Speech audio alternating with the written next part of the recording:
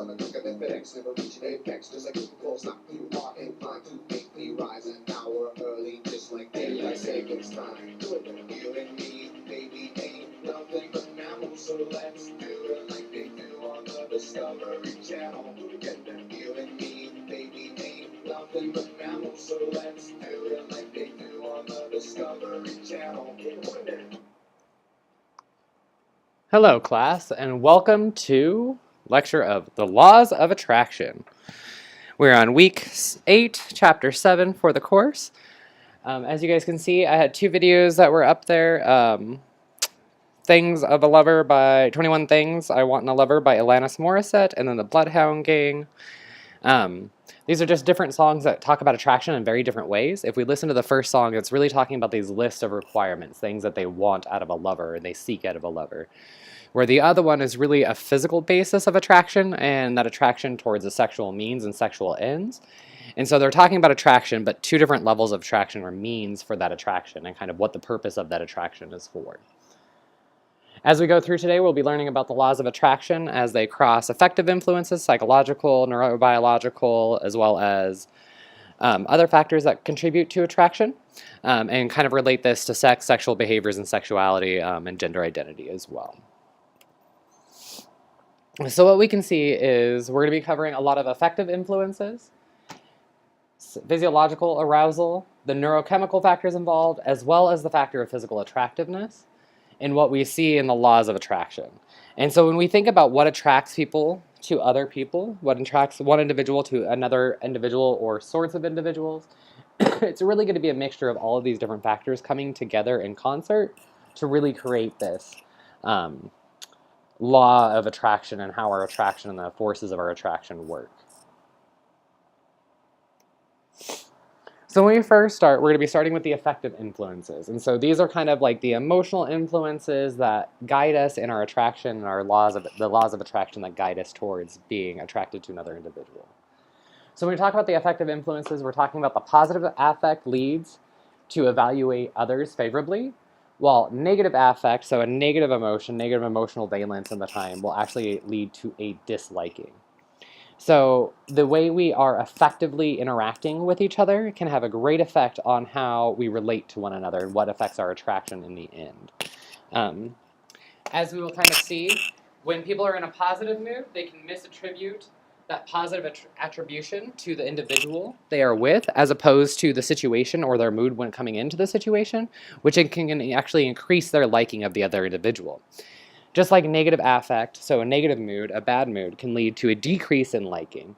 And this can be seen as, let's say you have a really hard day at work, you meet someone new, your bad mood can actually make you negatively evaluate them as compared to if you were in a good mood, which can affect your overall liking or attraction to them. So consequently, negging is unlikely to be a particularly effective pickup strategy. And when we describe negging, what this is that it's an intentional use of an insulting or a derogatory type of pickup line to gain the interest of the other sex. And unfortunately, generally negging, giving this backhanded compliment, kind of does give a negative affect, which actually will decrease overall liking. Though we do not see that this is consistent, we actually do see that when this is studied within heterosexual couplings, that there are a certain percentage of heterosexual women who actually enjoy these types of pickup lines, hence why they are also still used a lot. Like we can actually see is we can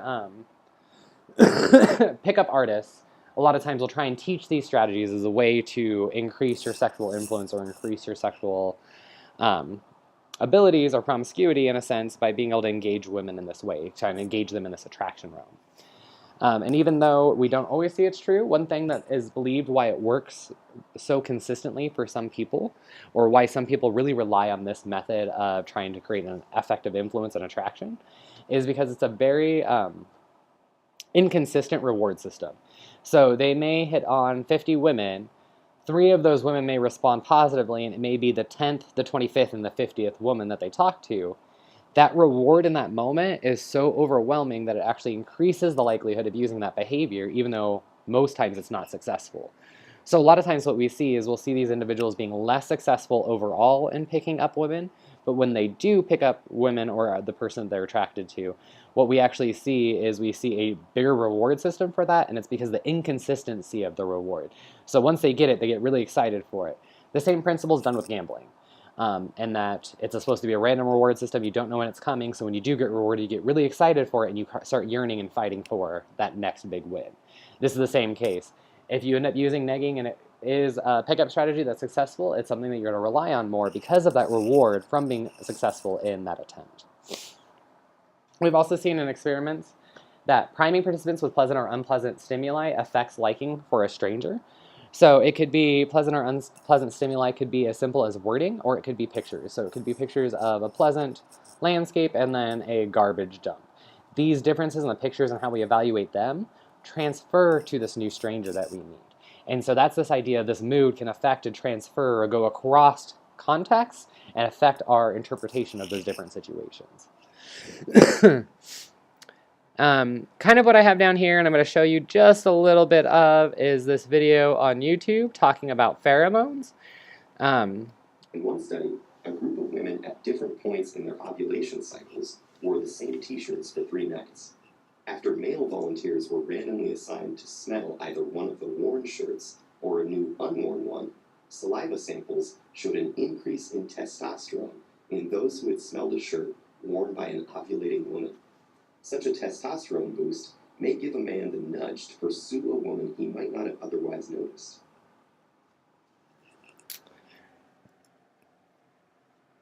So this is another way we can be affected in the sense of our affect and our mood, is this idea of pheromones. We've talked about them previously in a previous lecture, but pheromones are these chemicals that translate into emotional and behavioral changes in the recipient. And so the idea behind this, and kind of we saw in that video, is that pheromones, so our bodily odors and the different things we utilize in that sense, can actually increase or decrease someone's attraction based off the changes in their neurochemistry or their biochemistry that occurs. So in this case with men, it's an increase in testosterone as a response to that pheromone, which will increase the likelihood of them enacting on their attraction or the attempt to try and pick up or hit on the other person. So I really just kind of wanted to show that there's a lot more information in this video relating to the senses and how they come into play with attraction. I think it's really beneficial and kind of enjoyable to watch. So I kind of left it on there for everyone to be able to see and kind of look at and gather more information later on. So one concept that really does come into play with attraction is propinquity. And this is, the closer two people are physically together, the more likely they are to have attraction develop between them. This is kind of attributable to that mere exposure effect, which is literally familiarity. The more we are exposed to it, the more likely we are going to like something. And in this case, it's determinant of people. And so the mere exposure effect, as we can think about it a lot of times, is you hear a new song on the radio, and the first time you hear it, you're like, oh my god, that's atrocious, I can't do it, don't want to hear it, blah, blah, blah, switch the station. Then you notice after a couple weeks that every time the song comes on, you listen a little bit more, you may change the station, you stop changing the station after a while, and then you notice all of a sudden, after a little bit and being exposed to it so many times, you're sitting there jamming out to it, right? And I've done that. I've done that many a times to different songs. I don't really like Justin Bieber. There's Justin Bieber songs that come on every once in a while that I find myself liking after being exposed to him enough, that I have to really fight getting into and changing in the beginning process. And so that's the same idea, is that the more you're simply exposed to something, the more likely you are to be attracted to it, to be liked by it, to be intrigued by it. The proximity also, this geographical closeness, this proximity also suggests shared interests. If you guys are walking in the same path, if you guys are going to the same places, it shows that you guys have the same interests, values, and ideas. And so that is actually a very good place to start relationships or that attraction, is that we have a lot of similarities that we can build upon. And so that's that idea of this proximity adds with the association of characteristics and that similarity effect. People have actually used the mere exposure effect in their own personal lives. So if you think about this, if you have someone you're attracted to and maybe you're in class with them, or maybe you're not in class with them, but you know you typically see them at the same place on the same day every week. If you want to be able to hit on them, make a move on them in a sense, try and take that relationship to the next level, maybe meet them in a way, you can increase your likelihood of being liked by them by making sure you have positive exposure effects. So just simply being seen and being present in their environment more often will expose them to you more, which will increase the likelihood of them liking you. And so I actually used to have friends in my undergrad who used to use this. When they'd find someone they wanted to ask out, they would, for a couple of weeks, make sure that they were more readily seen or more readily around them in their classes they were already with them in, to try and increase this likelihood of them saying yes to being asked out and being hit on. And so just throwing it out there, it's propinquity is the idea that the closer you are physically, the more likely you are this attraction will develop. Part of it's because of this exposure. The other part of it's because of that shared interest. You guys are doing the same thing, involved in the same things, which creates an idea of similarity, attraction, and cohesion to be able to build from.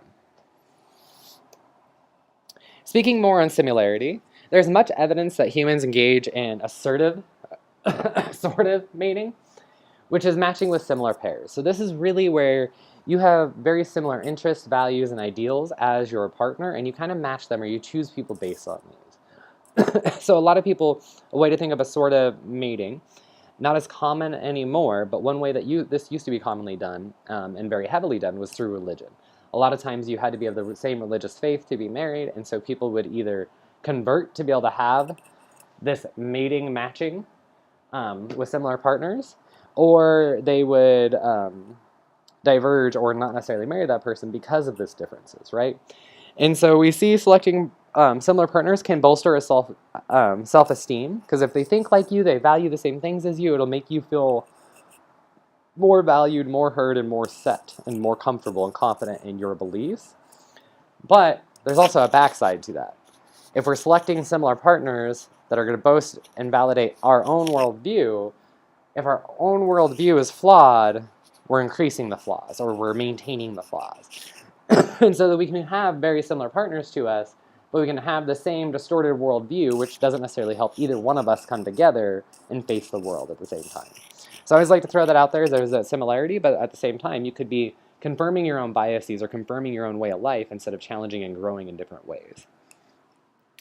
Though we always see that the similarity is not a sufficient condition for a relationship success, and not everyone is attracted to similar others. We're actually having interracial marriages and interreligious marriages on the rise within the last few years, and this is only increasing in the fact that we're getting greater diversity amongst people when it comes to ethnic, racial characteristics, as well as their religious beliefs coming together to create different households or mixed religion households.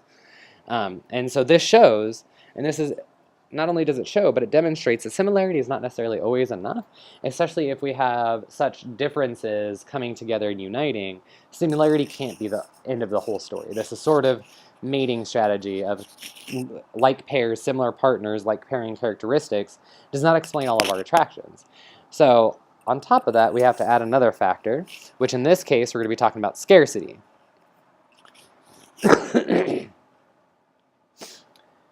When there's a lower availability, so the scarcity, things are more rare or less accessible, the perception of attractionness increases.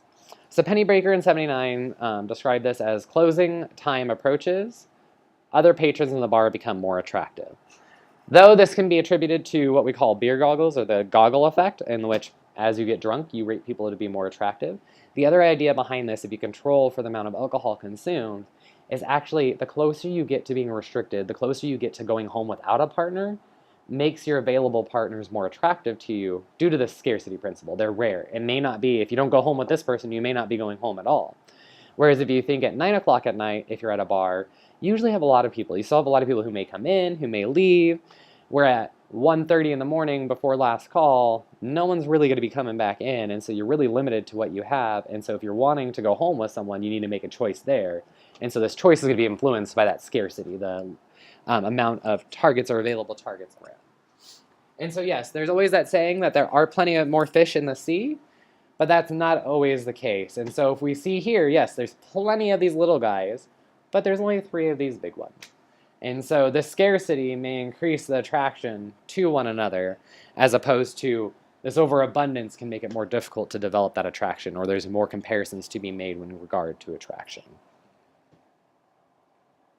So, and the idea, and another part of this is that comes into this, is this playing hard to get appears to increase desirability as a dating partner because it plays on a scarcity, that you're not this just readily available resource, that there's going to be some work put in, that you're more valued, you have a cherishedness to you in a sense. Though that may not be what is actually being portrayed, there is this kind of idea of the more rare something it is, the more special it is, the more unique it is. And so this playing hard to get makes you more rare to another person, which can increase your attractiveness. Especially particularly in this dating partner, in this dating relationship, the beginning relationship. This usually does not maintain over time within relationships for relationship satisfaction. But for dating and initial attraction in dating, it generally does increase the likelihood. Now we're going to be moving on to some of the physiological arousal. And so when we look at physiological arousal, we know that being aroused in general can be very disconcerting for people if you do not know where that arousal is coming from. And so if you are already physically aroused when meeting a new person, the odds are of the attraction to increase.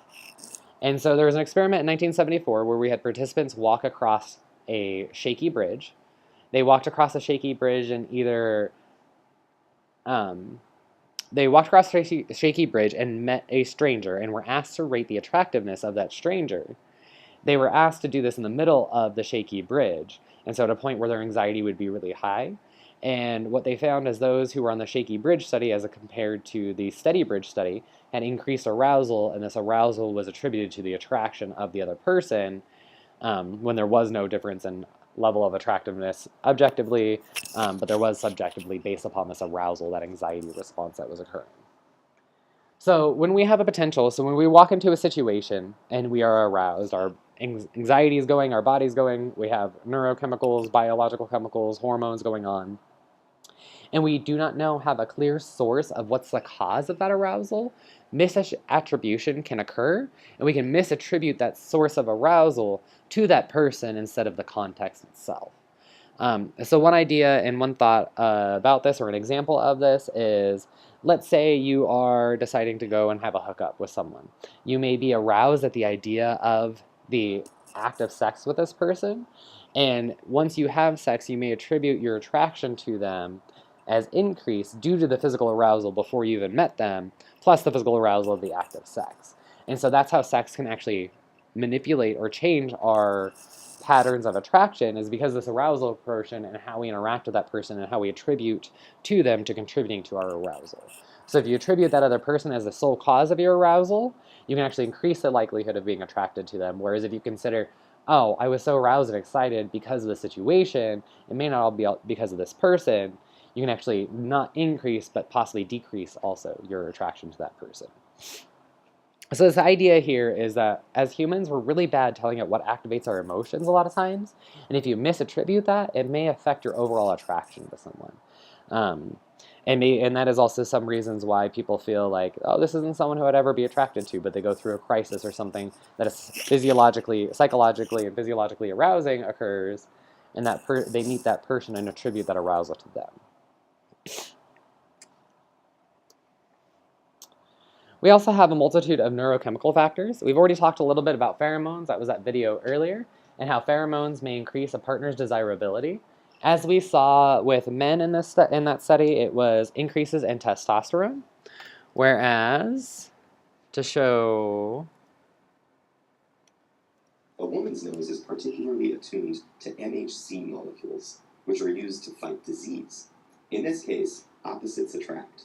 When a study asked women to smell t-shirts that had been worn by different men, they preferred the odors of those whose MHC molecules differed from theirs. This makes sense. Genes that result in a greater variety of immunities may give offspring a major survival advantage. Right, so going along with the same idea of pheromones, it's actually been found that what seems to be responsive to these pheromones are those MHC, so those major histocompatibility complexes, which is a part of every immune system cell we have. And so just like men will have an increase in testosterone due to pheromones,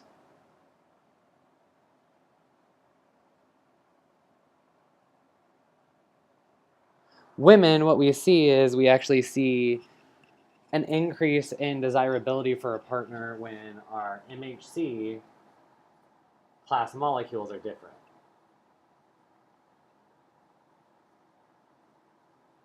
And this is thought to be based off of the pheromones. Though this hasn't been fully confirmed yet through research, it is something that they're really actively IDing and trying to ID, is the mechanism of which pheromones do act within the body. But it is believed that these major MHC class molecules on our immune system cells have a great effect on this. And so what we see actually is that women who are on birth control will select different mates than when not on birth control.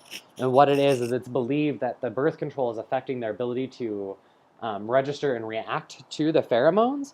And so what we'll actually see in women who are on birth control, they will select mates who have an MHC class more similar to theirs than they would have if not being on birth control. This is also one of those ideas of attraction and why divorce can happen after kids have been brought into a family, or when families have aged out of the time of having children anymore. Because a lot of times women will quit taking birth control, which affects their attraction, their ability to take in those pheromones from their partner. And maybe, other than the periods of time when they were trying to actively have children, they were always on birth control, so really didn't have this pheromone effect on them until they were completely done. So it's actually one idea behind increased divorce rates after children have been raised and birth control has been stopped, is the lack of attraction based off the change in pheromones and the receptors and the chemicals being introduced at this time. Other than pheromones, we also have dopamine and serotonin levels may facilitate or inhibit arousal and attraction.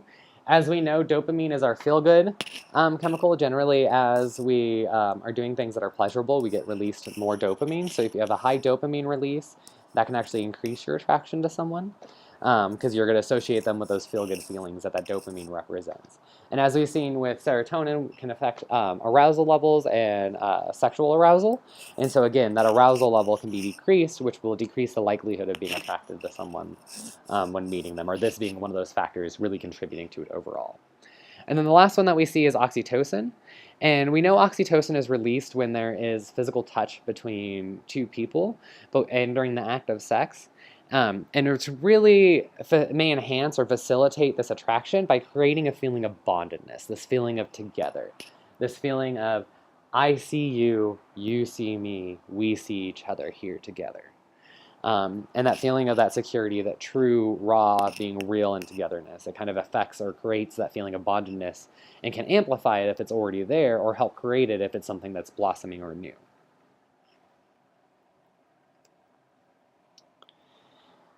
So when we talk about attraction, we also have to always talk about physical attraction, as this is something we cannot deny.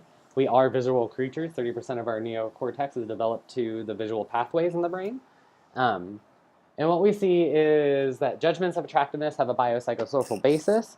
So just as the other factors we talked about, so your physical attractiveness and our judgments of that are going to be affected by what neurochemicals are in our brain, what's our arousal state, what's the scarcity of the people, the similarity of them, the propinquity of them, as well as how are we feeling in that moment.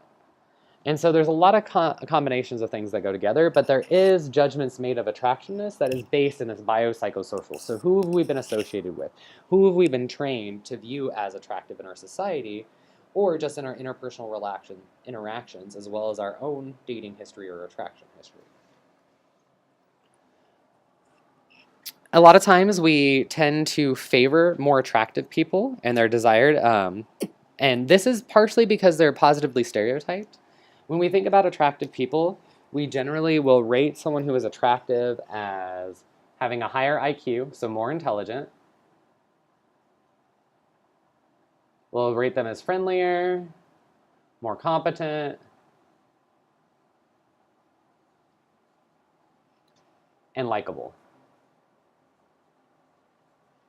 So really, if you're an attractive person or considered to be attractive on rating scales or by others, you automatically have this kind of increased desirability for you, because you're perceived to be as or smarter than average, friendlier, more competent, and more likable naturally, just because your attractiveness level. That has nothing necessarily to do with all these other factors that we're adding into it, right? And then we also see that men tend to value attractiveness more than women, but women still do care about looks. And so when we're looking at this, when we're looking at a bunch of traits, and they did studies on men and women looking at these traits, men's looks, attractiveness was in the top 3. For women, it was in the top 10. I believe it was number 8, if I'm thinking correctly. So even though there is a relative difference in the level of attractiveness, or one of the main factors affecting attraction, we see that both men and women have physical attractiveness as a characteristic. We just see it as a higher rated or a bigger factor for men than for women.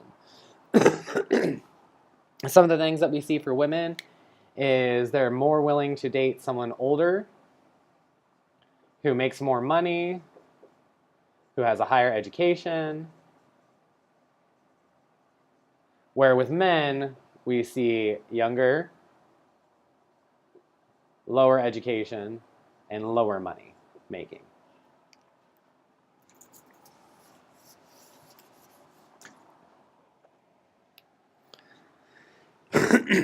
So when we talk about attraction transcends sexual orientation in a lot of ways, but there can be some notable differences.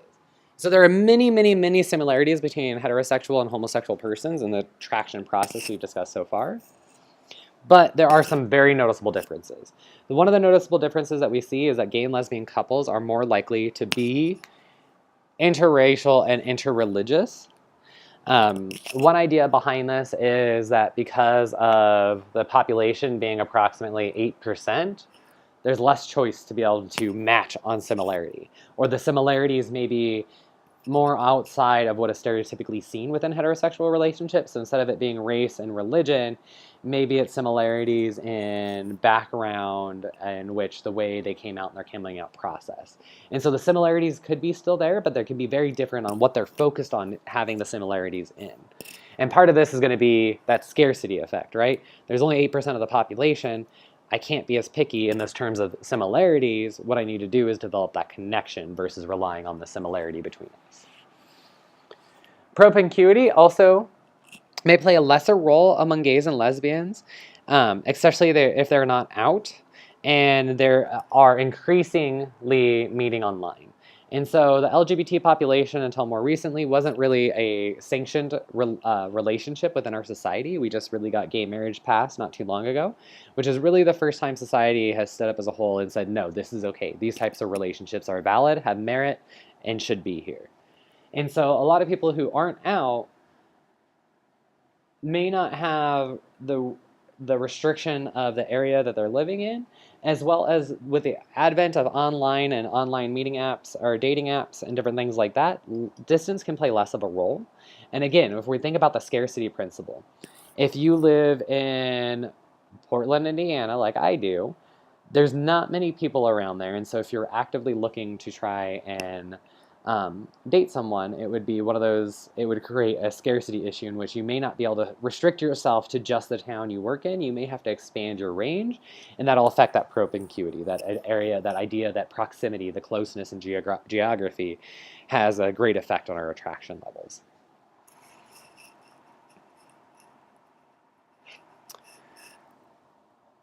When we do look at men and women, they value different characteristics, as we kind of talked about. Women are more likely to date someone who's older, higher educated, and also makes more money. Men are more likely to date younger, makes less money, less educated. They also focus a little higher on attraction, physical attraction, than women do. And some of this, there's not fully explained yet on why we have these differences in our characteristics that we see, but we do see theories from evolutionary theory and social cultural theory that kind of have an effect or explain some of the effect that we do see. So when we look at evolutionary theory is that the idea is that humans have evolved preferences for certain characteristics that enhance reproductive success. And so when we think about sex and sexology from an evolutionary perspective, evolutionarily, it speaks that sex is designed for procreation. That is what the act of sex is for, biologically derived for.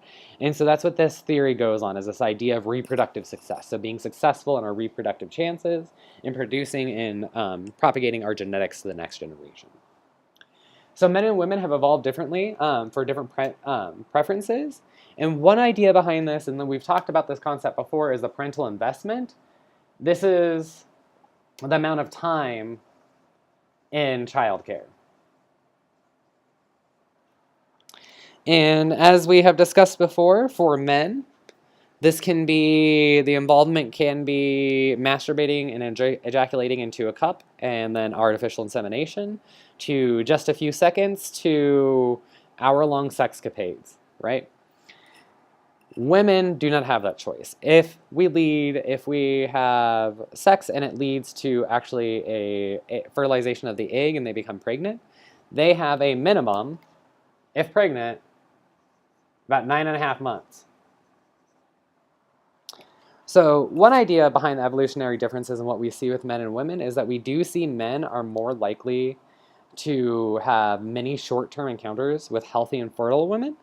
And part of the belief of this is this parental investment. If your time in childcare is a few seconds to hours compared to 9.5 months, there's definitely a bigger risk of what's going to be involved or what's required of you by participating in this act. And so for women to have sexual relations, there is a bigger risk of the time investment and what's going to be required of them by participating in this act, where men, we get to escape easily in the sense of the time commitment, at least in the beginning part of procreation and reproducing. Like we said, they generally have many short-term encounters with healthy and fertile female. This also may explain men's hip-to-waist ratio, age, and appearance, the things that they tend to vote on more because of the way they relate to being healthy and fertile. So waist-to-hip ratio, you generally men, if we're talking about an evolutionary perspective, you want to see women who have small waist and big hips because that is nice for child rearing. It creates an environment for child rearing. And so that's one of those evolutionary markers that men would look for in women as an indication of their fertility and their healthiness to be able to bear children. Another aspect that could also be emphasized is, like, we talk about appearance. One of the easiest ways to tell health in people is the way they look, their hair, their body, their skin. And so the idea here is that men may be using these physical cues to look for health and fertility in women for these short-term encounters, where women, because they're wanting men who aren't necessarily the most attractive, who are only going to stay around, they want someone who's going to be willing to put in that parental investment, are going to be less likely to have monogamous or multiple casual relationships, and they don't necessarily focus on the attraction of that other person as much. And then women's best strategy is to pursue long-term relationships with reliable men. And this is, again, going back to that idea of you want someone who's going to stick around for that 9.5 months plus 18 years. And so it's kind of this idea that the best strategy to do evolutionarily wise, because of this parental investment, is to only have sexual relations with reliable men who you can guarantee would be there for that parental investment. This will also maybe explain why they have an emphasis on status and resources as compared to men. And so that's the idea of dating someone with more money, higher education, higher status. And the idea behind this is that men with the status and resources are going to be more able to readily take care of the women and the families. So this idea is women look for the status and resources as a way to help care for themselves and to care for their offspring. And this is an evolutionary characteristic for successful reproduction. So when we look at some of the evidence, we see Clark and Hatfield in 1989 did a study in which they were looking at sex of the approach. They were looking at the approach person and asking them, making a request on whether they want to go on a date, go back to my apartment, or indicate going back to my bedroom. What we see here is that men and women were about equal on the date, about 50%, so 50% of men, 56% of women. When it comes to the apartment, so going back to a more personal place, where also the likelihood of sex is increased, what we see is we see that the men were more likely to go to the apartment, women were not. And then the same thing here, when it indicated the bedroom, men were more likely to go and women were not. And then in study 2, they replicated the same type of finding in showing that date-wise, men and women are kind of equal, but when the chance of reproduction or sex comes into play, men are more likely to engage in a casual sexual relation or encounter than women are. Again, this is not going to say that women do not have casual sexual encounters. They do. There are some women who really enjoy them and who embrace this. But when we're looking at a general stereotype, men are more likely to engage in those more readily than women are. Some other supporting evidence is Schmidt et al. In 2003, and so that this is men across the world showing the level of variety, sexual variety, that they like or desire. And as we can see, we consistently see the red, men are rating higher than women in what they prefer or desire to have. And again, this is going back to that evolutionary idea that the men's best mating strategy is short-term encounters with healthy and fertile women, which means increasing that variety or that desire for variety or the number of sexual partners. Last theory we're going to go to is we're going to go through social cultural theory. So this is where the biological and evolved factors may play some role, but this is where we're saying psychological sex differences are largely a product of the social or the culture we grow in and the social cultural structure we set up. So in societies where we see more gender equality, the sex differences and mate preferences are more similar. And so they're not as drastically different and they're more parallel with each other. And so men and women are rating attraction and resources around the same place versus having such differences in the lists that they create. We also see that men are not always more interested in casual sex, and this is a more recent study in which it showed that there were some women who were more interested in casual sex than men. It's still not the same percentage of those who are interested, but it does tend to be, we have the stereotype that men are more interested in casual sex, but there is evidence out there showing that there are some women who are just as interested, if not more interested. And then the last one is that women reported different sexual histories when hooked up to a lie detector. And men did this too, actually. And what it was when they were asked to report their sexual histories without a lie detector, women would underreport and men would overreport the number of sexual partners. But when hooked up to a lie detector and believed that they were going to be detected in a lie, men reduced the number of reports where women increased their number of reports in sexual partners. And so even just there, we can see an issue with the way we do research is the social desirability, this idea that I want to be in line with my social status of my culture, and in order to do so, as a woman, I can't report too many sexual partners. As a man, I need to report more because I'm supposed to be this big macho guy. And so that's a way that this can affect us and it can affect the way we approach sex. Like really in our society where we're getting to a point where women are a little bit more sexually empowered, that women can ask men out for dates, that women can actually ask for casual sex and it's not always seen as a detriment or go immediately into slut shaming. But we still have these very rigid roles in which we limit the capacity for people to participate in sexual activities and attraction because of our social cultural structure, so our social cultural norms we have created. Of course, there are always some criticism to this, and this is kind of, it says that social cultural theory doesn't actually take into account the biological and evolved factors enough. It's basically saying, by having social cultural theory here, you're saying that the mind and body are separate, that they're dual entities, they're not affecting each other. And as we know, whatever psychologically is going on does have a physical effect, and whatever physically is going on can have psychological ramifications. And so it's a little simplistic in the idea that the body, the biological and evolutionary pressures are no longer there like they once were. Other criticisms is that psychological sex differences do have at least some biological basis. And we can talk about congenital adrenal hyperplasia in women. We can also talk about the fact that the way testosterone and pheromones affect us very differently. Women, it's off that MHC class molecule. Men, it's increasing attraction through the increase in testosterone. And so we have very different mechanisms. We can have very different mechanisms that are activated, or the way we respond to the same mechanism being activated can be very different. And so that's one of the criticisms there, is that it doesn't consider the biological or genetic differences we can see, and really doesn't account for those. So I really, guys, hope you guys enjoyed this lecture. It was kind of a fun lecture to talk about attraction in a different way. Really do watch that YouTube video that's on one of the, maybe slide 4. We'll go back to it right now just to re-emphasize and show you guys. It just talks about how your five senses are involved in your brain and how they are involved in sexual attraction and sex. And so it's kind of really just a fun video to watch. If you guys have any questions, please don't hesitate to ask. I also want to let everyone know that we're going to be having our exam the week after spring break, so not next week, but the week after. And so keep an eye out for an announcement on that, as that will be coming out soon. Thank you guys and have a great day.